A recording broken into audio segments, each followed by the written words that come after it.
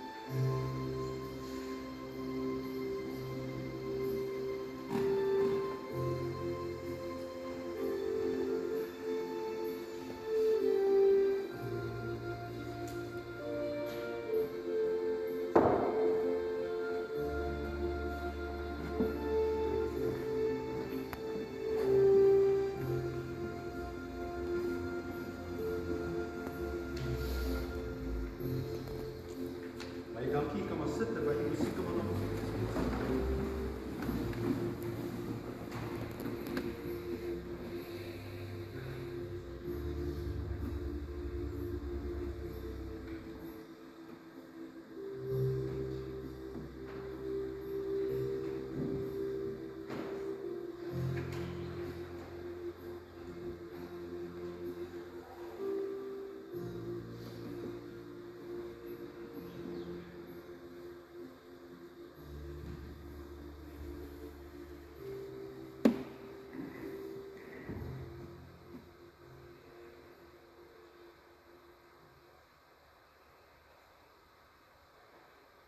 Geliefdes, baie hartlik welkom vanmôre hier. Begin my om vir die as familie ook my innige medegevoel te betuig en my gebed is dat die Here sal kom en hier sal vertroos ook in hierdie oomblikke en by hier sal wees. Maar so ook is my gebed, geliefdes, dat die Here ook sal kom om elkeen van u te vertroos oor 'n vriend of 'n familielid wat weggeneem is deur die dood. Geliefdes, kom ons sluit die oë dan doen ons 'n gebed saam. Here, dit is in u naam dat ons hier saam is. Dit is omdat u die Here is. Wonderlike Here, ek wil kom bid dat u self môre elkeen wat hier is, se hand sal kom vat. Want ons is nie hier nie. Here, sy plek is leeg, wil u dan kom en die werk van vertroosting doen en die werk van bemoediging. Wil u met elkeen van ons ook in hierdie oggend kom praat. En ons 'n visie op die toekoms gee wat groter is as enige siekte of pyn of die dood. Verheerlik u naam ook hier. Amen. Geliefdes, ons lees in die blaadjie in die familiebrief dieselfde hand wat jou aan die slaap gesis het, sal jou wakker maak met die opstandingsmôre. Ons hemelse Vader het dit so beplan om ons geliefde Arnold, dit is Nols Wesstraat, na sy hemelwoning te roep. Hy was bevoorreg om vir 58 jaar hier op aarde te kon lewe. Baie mense was verryk en verfraai deur sy nederige optrede en handewerk. In tye van eensaamheid, siekte en swaar kry, was hy altyd tevrede en blymoedig. Ons as familie dank ons hemelse Vader vir die voorreg en genade om hom so lank by ons te kon hê. Ons gun hom 'n hemelse rus, dis van bedroefde eggenoot, kinders, familie en vriende, dat hom altyd met liefde sal onthou. Geliefdes, kom ons sing dan nou 'n lied, Amazing Grace. Genade onbeskryflik groot. Ons gaan staan vir die sin van hierdie lied. Baie dankie.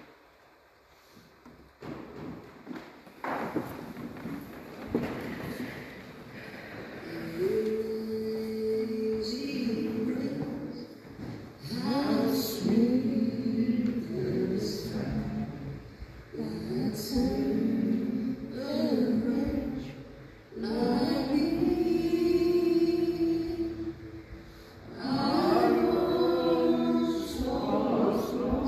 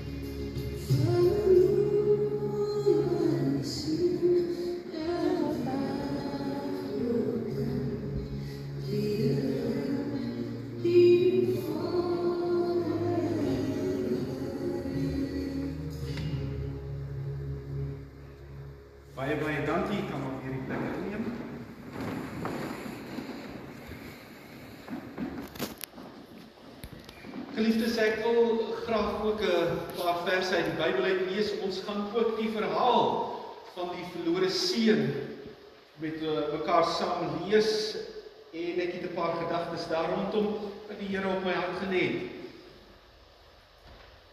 Geliefdes, voordat ons lees uit Lukas hoofstuk 15, kom ons sluit die oë, dan doen ons 'n gebed saam. Here, dit is in U naam dat ons hier saam is, en dit is omdat ons nie in ons midde is nie. Wil U dan kom en die teks en die woord wat ek verkondig, gebruik om met elkeen van ons te praat, en vir ons te kom ontmoet en aan te raak deur die Gees. Dankie vir die toekoms wat ons in U het, en dat geen dood dit van ons kan wegneem nie. Wil U dan self nou met ons kom werk? Om Jesus wil bid ek dit. Amen. Geliefdes, ons lees by Lukas die 15de hoofstuk. Die opskrif in die 2020 vertaling is die gelykenis van die pa en sy 2 seuns. Verder het Jesus gesê, 'n man het 2 seuns gehad. Die jongste een van hulle het vir sy vader gesê, Vader, gee my die deel van die eiendom wat my toekom. Hy het toe die besittings tussen hulle verdeel. Nie lang daarna nie, het die jongste seun al sy goed en geld omgesit en na 'n ver land gereis, en daar alles wat hy besit het, deur sy losbandige leefwyse verkwis. Teen die tyd dat hy alles uitgegee het daar 'n baie ernstige hongersnood in daardie land uitgebreek, en hy het begin gebrek ly. Hy gaan werk toe by een van daardie land se inwoners, wat hom na sy boerdery gestuur het om sy varke op te pas. Hy het gewens dat hy sy honger kon stil met die pele wat die varke gewoonlik gevreet het, maar niemand het vir hom daarvan gegee nie. Toe het hy egter tot sy sinne gekom en gesê, hoeveel dagloners van my pa het oorgenoeg kos, en hier vergaan ek van die honger. Ek sal opstaan en na my pa gaan en vir hom sê, Vader, ek het gesondig teen die hemel en in U oë, ek is nie langer werd om U seun genoem te word nie, behandel my soos een van U dagloners. Hy het toe opgestaan en na sy vader gegaan. Hy was nog ver weg. Toe het sy vader hom al gesien. Hy het hom innig jammer gekry, na hom gehardloop om hom omhels en hom gesoen. Die seun sê toe vir sy vader, Vader, ek het gesondig teen die hemel en ook in U oë. Ek is nie meer werd om U seun genoem te word nie. Maar sy vader het sy slawe opdrag gegee, bring gou 'n lang stola, die beste een, en trek dit vir hom aan, gee vir hom 'n ring vir sy vinger en sandale vir sy voete. Bring vir ons die vetgemaakte kalf, slag dit en laat ons eet en fees vier, want hierdie seun van my was dood en het weer lewendig geword. Hy was verlore en is weer gevind. Toe het hulle begin 'n fees vier. Die oudste seun was in die veld, en toe hy terugkeer en na by die huis kom, hoor hy musiek en gedans.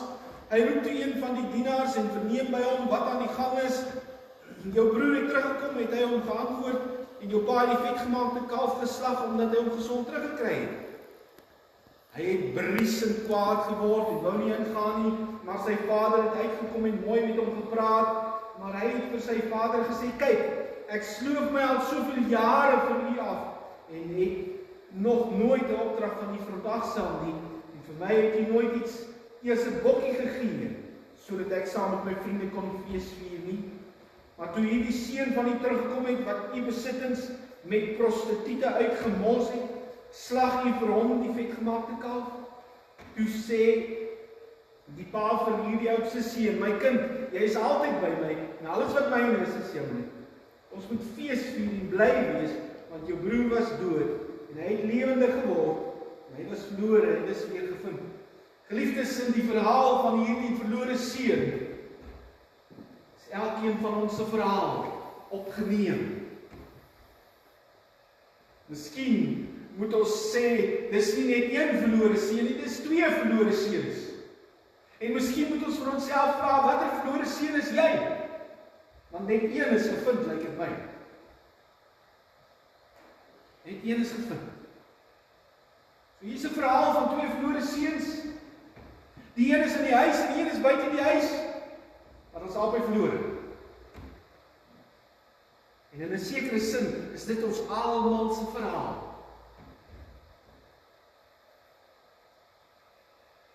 Ja, Nolson ook. Ek het hom nie goed genoeg geken om en sy lewensverhaal geken om te weet hoe was sy pad met die Here en waar het hy met die Here gewandel nie.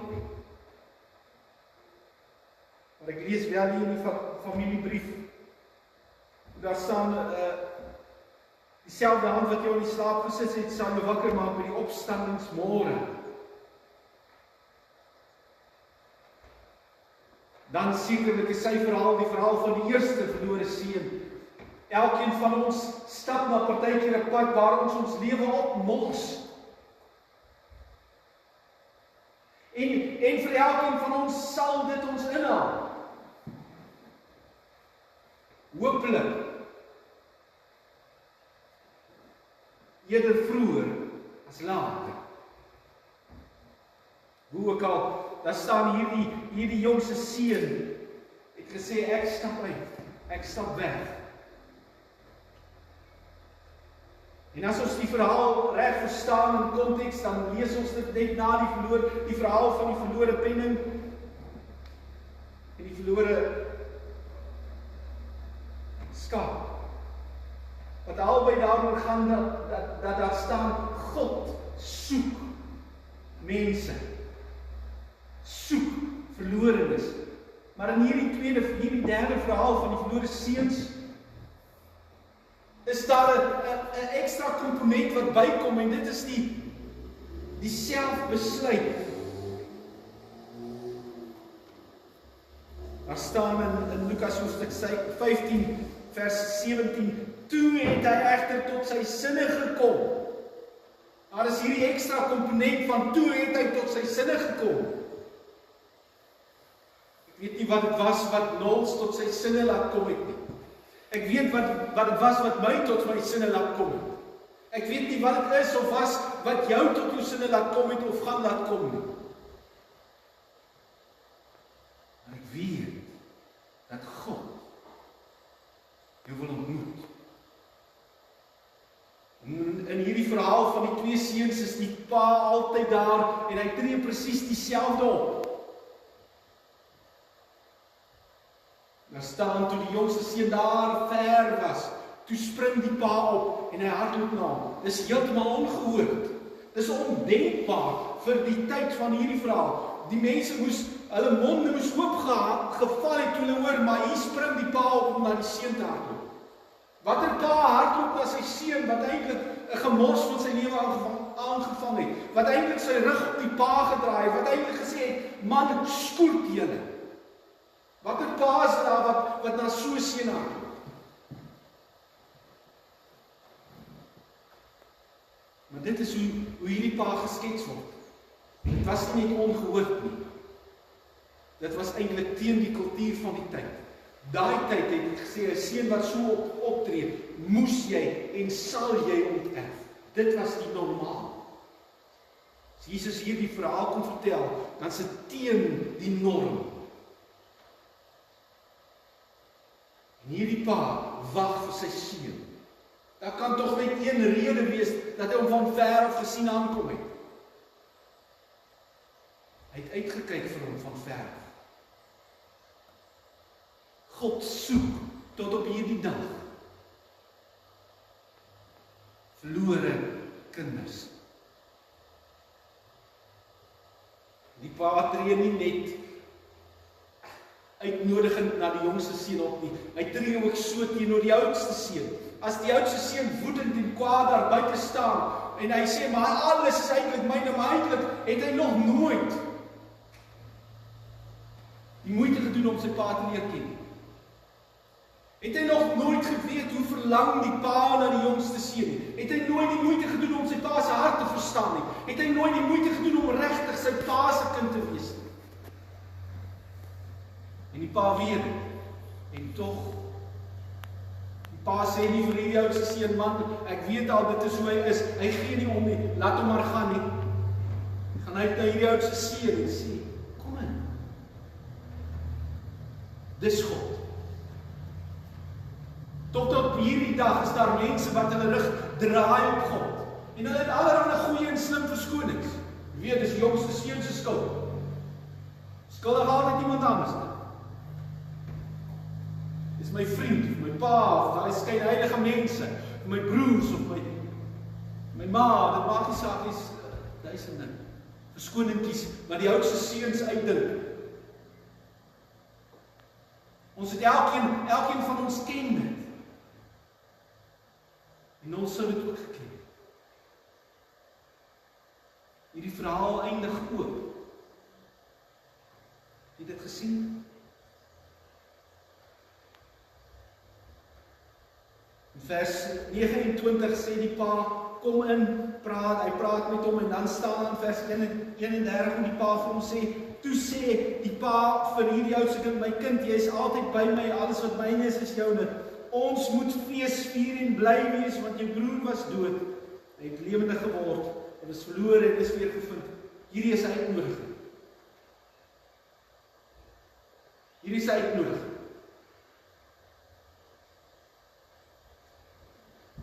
As ek dit reg verstaan, sê ek, Knowles het ergens in sy lewe hierdie uitnodiging verstaan en aanvaar of daarop geantwoord. En hy is nie hier nie. Jy is.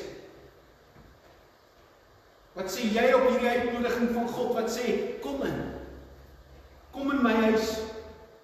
Jy sien, in 'n sekere sin beleef mense 'n stuk fees wanneer mense agterkom, maar God nooi my. God het 'n pad gemaak vir my dat ek in sy huis kan fees vier, dat ek hom kan ken en hy my.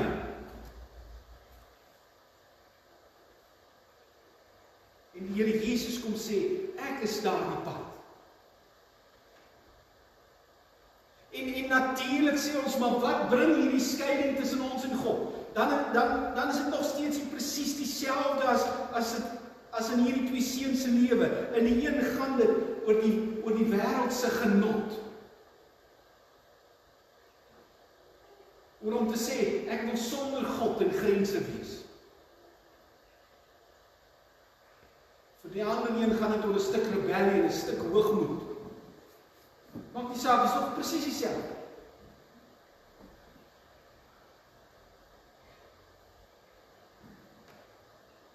En vir al twee kom daar 'n tyd van waarheid. En die Vader sê, kom in. Hoe lank sal jy so bly? By albei is daar 'n pel op hulle koppe, op hulle verstand, op hulle insig. En by albei word daar 'n omkeer of 'n verandering van gemoed en keuse verwag. En by albei is daar hierdie uitnodiging om deel te kry van die fees. Hoe werk die fees? Aan die een kant, en ek kan nie eintlik daarby stil staan, maar aan die een kant sê mens, daar gebeur iets in my binnekant.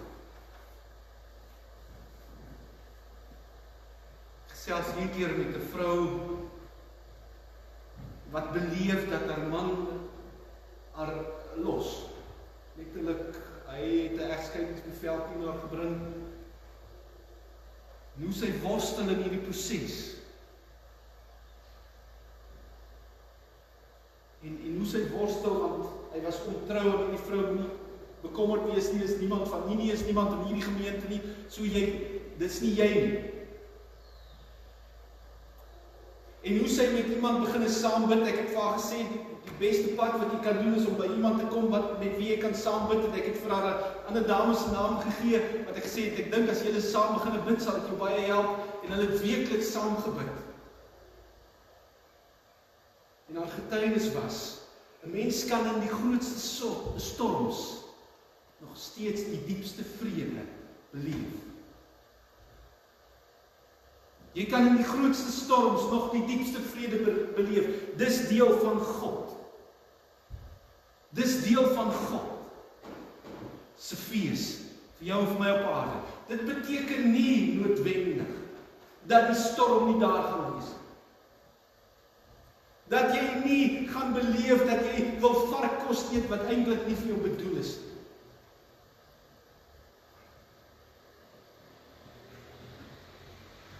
Maar jy kan vrede beleef. Dis deel van die fees. Maar daar's 'n verdere proses. Geliefdes, elkeen van ons weet hoe die dood kom klop in ons lewe en hoe ons elkeen daarteen stry en stribbel, want ons sê, maar dit is nie deel van hoe ek voel en in my wese is dit nie deel van my.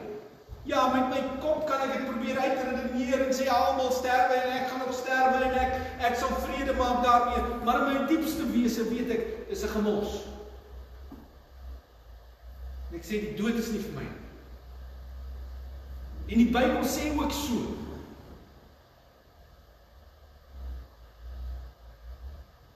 En dan sê God, ja, dit is so.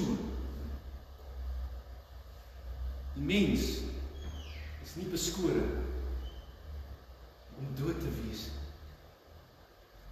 En daarom praat Hebreërs 10 byvoorbeeld daarvan om te sê, eenmaal sal my sterwe en daarna die oordeel. Dit impliseer daar is nog 'n aangang na die dood. En hierdie fees wys ook daarna. Geliefdes, God neem die dood weg.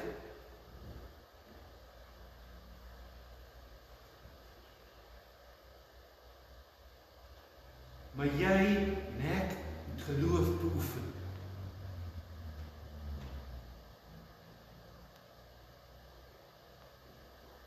Die laaste gedagte. Beoefen jy geloof?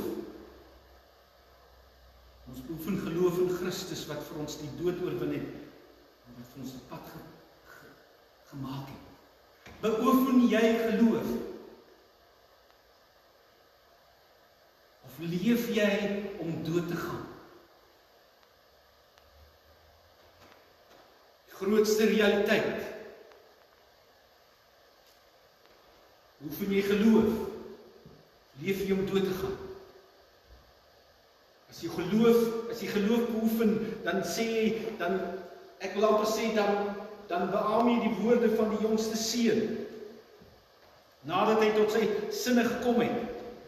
Sê in vers 18, ek sal opstaan en na my pa toe gaan en vir hom sê, Vader, ek het gesondig teen U.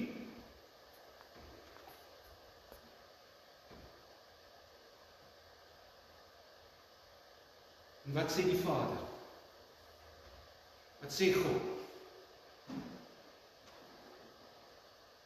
As die seun hierdie verklaring maak, ek het gesondig teen die hemel en in U oë, ek is nie meer werd om die seun genoem te word nie. Het jy dit al vir God gesê?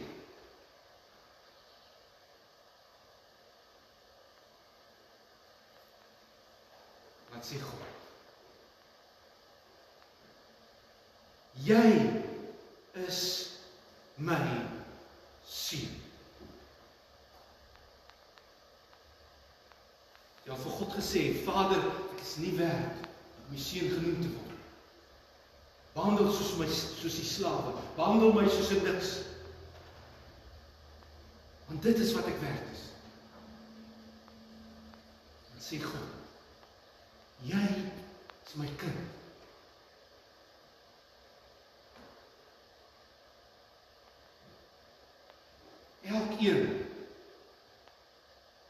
Elkeen wat hier sit, sal iets van God se fees beleef. Wanneer hulle iets van die jongste seun se woorde uit hulle diepste binnekant uitroep. En dit is God se plan vir jou en vir my. Dat ons sal beleef dat hy sê, jy is my kind. Amen.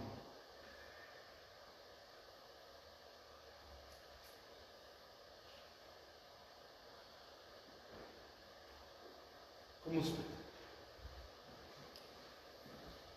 Here, ons dank U vir die lewe. Ons weet ons sal ons nie weer sien hier nie. Maar daar in die ewigheid sal ons hom sien as ons broer. Want Here, ons glo, hy het ook gesê, Vader, ek het gesondig, vergewe my. En ons glo, hy het ook vir hom geantwoord, jy is my kind.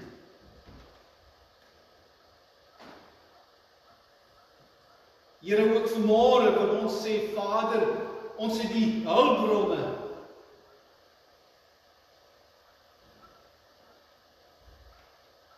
Die gawes wat U vir ons gegee het. Verspil.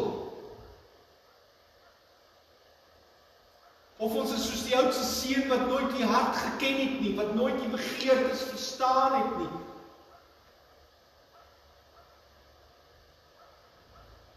Wat deur die werk gaan en deur die moeite gaan, maar ons ken die Vaderhart nie. Ons wil ook sê, Vader, vergeef ons dat ons nie ingestel was om U hart en U wese te ken.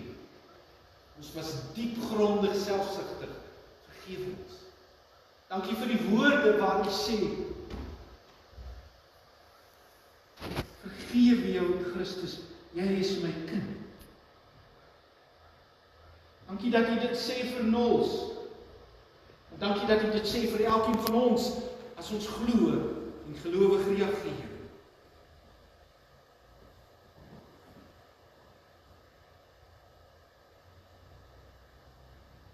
Here God,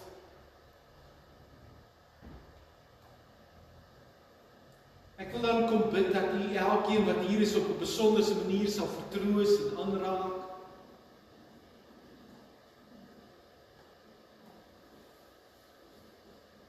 En U naam deur ons lewe sal heilig. Dankie Here dat U steeds vandag, vanmôre, soos wat hierdie verhaal van die verlore seuns beskryf, dat U steeds uitkom, steeds hardloop.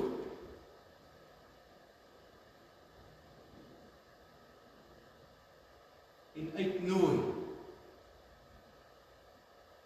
dat ons kan fees vier.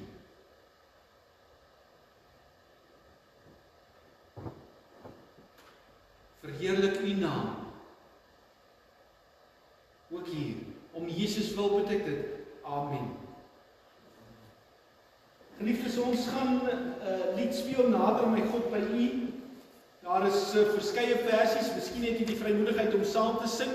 Anders vra ek maar net vir U om rustig te luister ook na hierdie musiek en die lied wat speel. Kom ons staan as ons daarna luister. Ek vra dat U staan as op bly as die lied klaar is, dat ek 'n seën kan uitspreek. Baie dankie.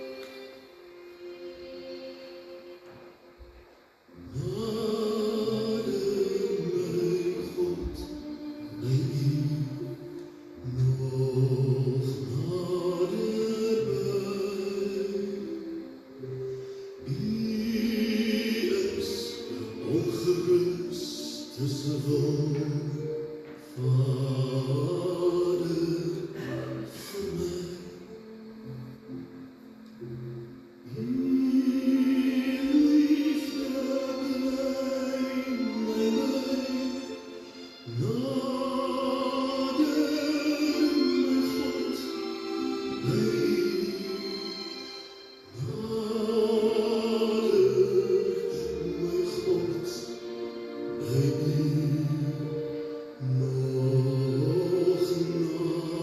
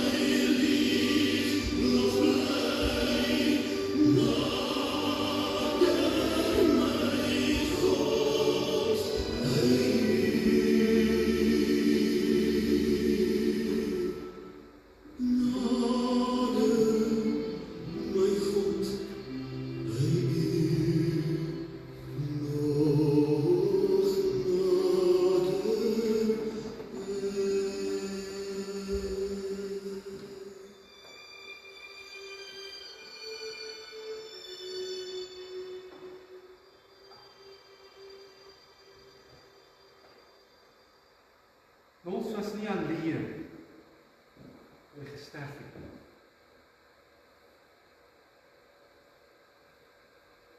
Hy was nie alleen.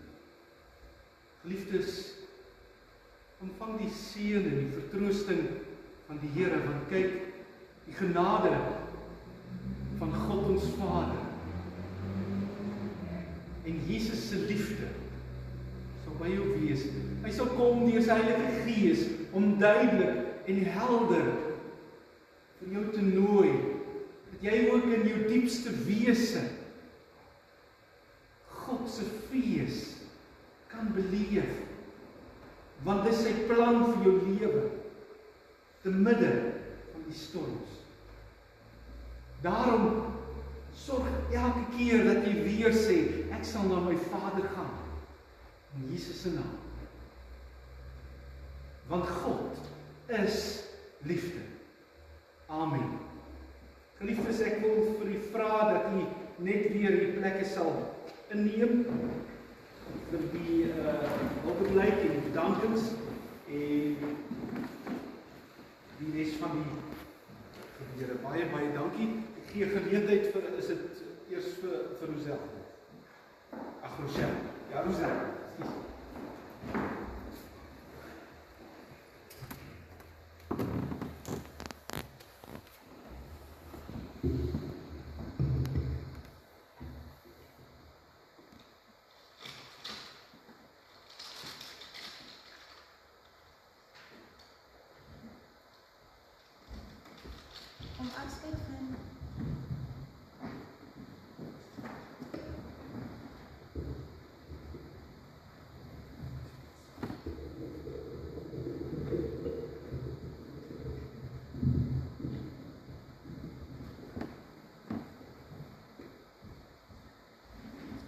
Om afskeid van iemand te neem is altyd die zwaarste gedeelte in ons lewens. Vir niemand is dit maklik nie. Niemand wil deur dit gaan nie.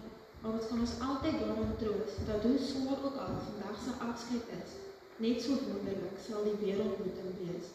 Dit is vir my 'n groot eer om vandag vir hulpblyk op te doen aan Arnold Westrood, of om Nul, soos ons hom almal hom genoem het. God se genade was groot, want hy het vir 'n goeie 57 jaar om Nul aan ons geleer. Ons wil die man onthou met die omgee hart, hardwerkende hande en die oop glimlag. Hoe kan 'n mens iemand soos Nul opsom in net 'n paar woorde? Dit is onmoontlik, want hy was 'n mens van soveel fasette. Hy was 'n gekoesterde lewensmaat, 'n hardwerkende pa, 'n geliefde ou boet, 'n merkwaardige familiemens en 'n boesemvriend aan almal. Sy skielike heengaan is vir ons almal 'n groot verlies, maar het ons almal se lewens verryk met talle herinneringe. Vir almal om hom was Nul se steunpilaar waarop enige een kon staatmaak, ongeag situasie of tyd. Hy was 'n baie hardwerkende man en sy hande was nooit toe om 'n ander weg te help nie. Hy was soos 'n plek waar enige een kon veilig voel en weet hulle het beskerming. Nul het altyd 'n glimlag op sy gesig gehad en dit was altyd lekker om 'n gesprek met hom te voer en na hom te luister. Hy was die toonbeeld van wat mense sal noem 'n goeie mens. Die lig van liefde en respek het daagliks uit hom geskyn en hy het almal daarmee versorg. Daar was nooit 'n tekort aan sy goedheid nie. Hy het baie dinge in sy lewenstyd gedoen en bereik en daarop is ons trots. Almal kan saamstem dat Nul 'n ongelooflike sin vir humor gehad het. Dit en sy aansteeklike kuiergees sal ons altyd bybly. Hy was die lig van elke kuier en die een wat jou altyd uit jou maag sal laat lag vir sy lawwigheid en jy sal dit uitsien na die volgende samekoms. Nul was vir baie 'n loyale vriend en hy het oral goeie verhoudings behou. Hy was ondersteunend, nederig en hy het altyd sy beste gegee, sonder om iets terug te verwag. Hierdie is die beeld van Nul wat ons altyd sal koester in ons harte. Sy stem mag dalk stil wees en sy plekkie leeg, maar ons gaan altyd sy voorbeeld en liefde onthou. Hy het ons lewens kon verryk, want hy was werklik een van God se kosbaarste besittings van ons. Ons almal gaan hom baie mis. Ek wil afsluit met die laaste gedagte. Maar die Here kom. Hy kom en pluk sy mooiste blomme eerste. En die hemelse tuin is selfs nou mooier, want dit is 'n bloemryker.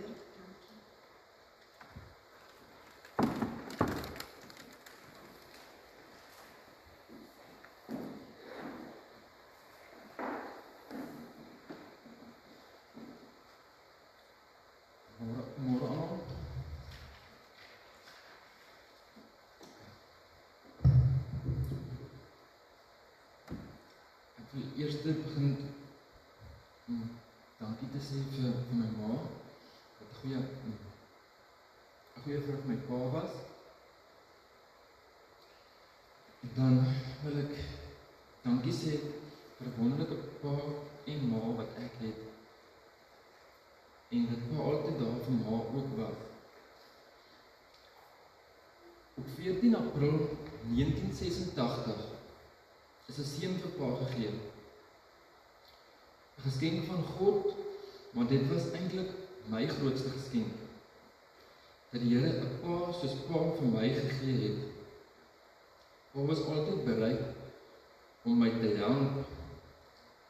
Hy was altyd 'n bok vir sport, hy het altyd gelag en hy was altyd nederig. Sy hande het nooit verkeerd gestaan om my of ander mense te help nie.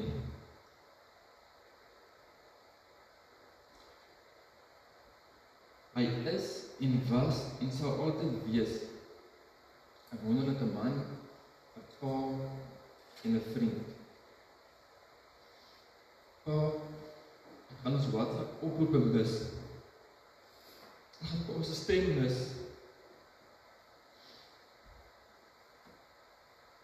Die volgende liedjie wat ons nou gaan speel is 'n huwelik aan hom. En ek wil net iets vertel van die liedjie. Die oggend, die 8de Julie, het ek 'n televisie aangesit en die op YouTube gesit en dan maak ek klaar vir werk. En die oggend toe kom die liedjie op om te speel en ek speel toe die liedjie. En ek het nooit geweet, 'n paar oproepe is dit vir my ook die liedjie.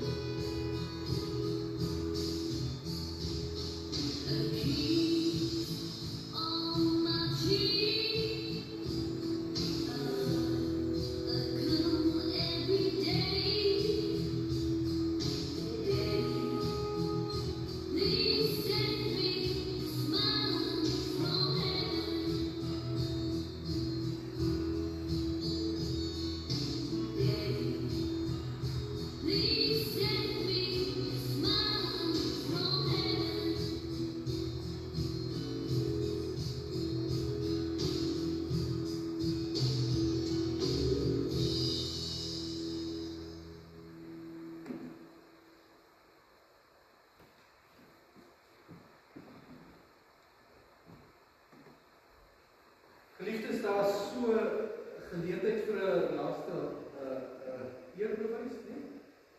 Ek wil vra voordat ons dit doen, wanneer ons geloof bely, is een van die dinge wat ons bely is om te sê, ons glo in die opstanding van die vlees.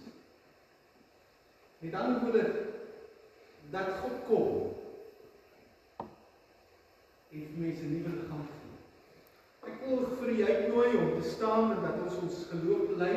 Vir die van u wat die vrymoedigheid het, wil ek nooi om saam met my hart op die geloof te bly. As ons dit klaar gedoen het, dan gaan ons nie uitstap nie. Dan is daar 'n geleentheid vir eerbewys, hier's blaartjies of so wat jy kan strooi. Nos se as is ook hier en dat ons dit doen en dan kan ons verdag. Kom ons staan vir die geloofsbelijdenis.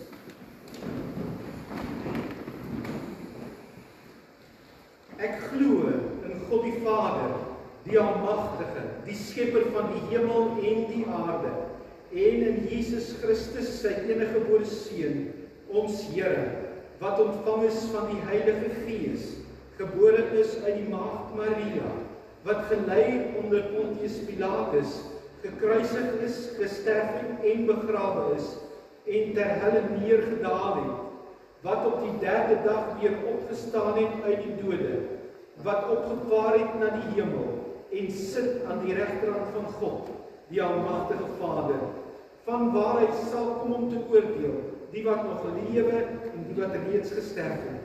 Ek glo in die Heilige Gees. Ek glo aan 'n heilige, algemene Christelike kerk, die gemeenskap van die heiliges, die vergewing van sondes, die opstanding van die vlees en 'n ewige lewe. Baie, baie dankie. Die van u wat dan wil, is baie welkom om dan hier na vore te kom en die roosblaadjies te strooi. Baie dankie.